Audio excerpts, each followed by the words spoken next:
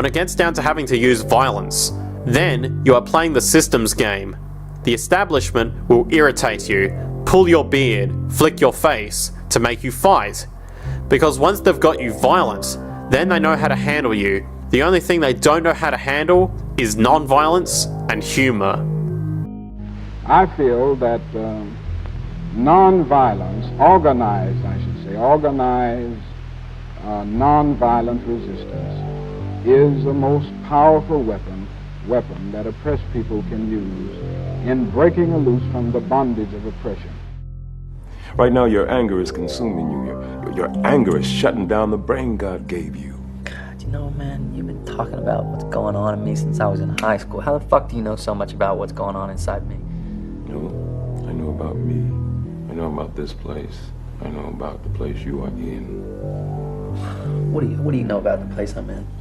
There was a moment when I used to blame everything and everyone for all the pain and suffering and vile things that happened to me, that I saw happen to my people. I used to blame everybody, blame white people, blame society, blame God. I didn't get no answers because I was asking the wrong questions. You have to ask the right question. Like what? Has anything you've done made your life better? What is new is that we now have the techniques and the resources to get rid of poverty. The real question is whether we have the will. The social atmosphere movement advocates an open source society instead of our current trading, money, property, religious, political, wealth-addicted based society. How do I join? Upload this documentary to your preferred video sharing website, share it on social media, recreate it with your own voice, claim it as your own. Anti-intellectualism has been a constant thread, winding its way throughout cultural life, nurtured by the false notion that democracy means that my ignorance is just as good as your knowledge. No entity of power, government, religious, corporate, political group or otherwise, can have absolute control over the truth. By working together, we can end the artificial barriers these groups promote and live in peace. Join the movement. Most societies have an elite tries to stay in power. And the ways they stay in power is not merely by controlling the means of production, to be Marxist, i.e. controlling the money, but by controlling the cognitive map, the way we think. And what really matters in that respect is not so much what is actually said in public, but is what is left undebated, unsaid. What is it about society that disappoints you so much?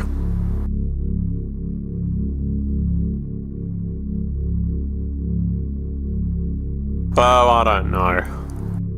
Is it that we collectively thought that Steve Jobs was a great man, even when we knew he made billions off the backs of children? Or maybe it's that it feels like all our heroes are counterfeit. The world itself is one big hoax.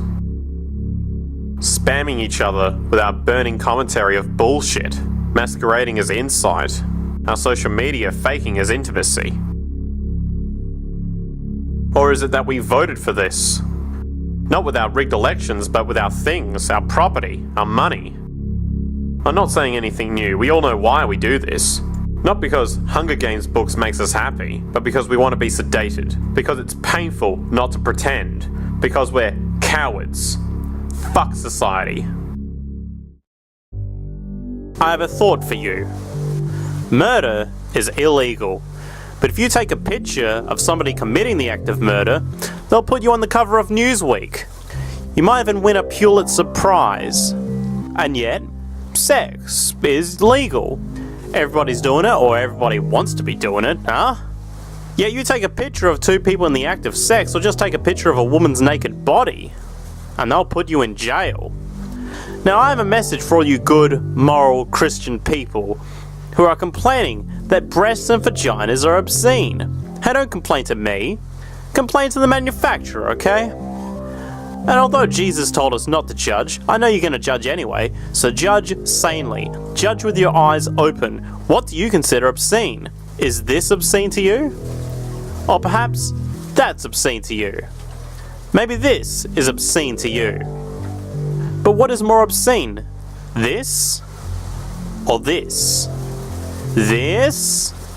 Or this?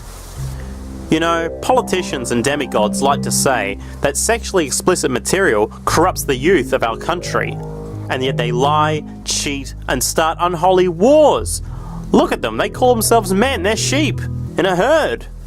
I think the real obscenity comes from raising our youth to believe that sex is bad and ugly and dirty, and yet it is heroic to go and spill guts and blood in the most ghastly manner in the name of humanity.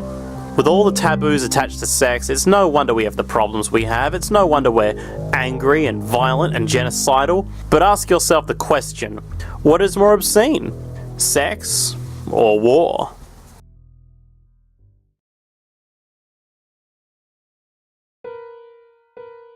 I live on Earth at present, and I don't know what I am. I know that I am not a category. I am not a thing, a noun. I seem to be a verb, an evolutionary process, an integral function of the universe.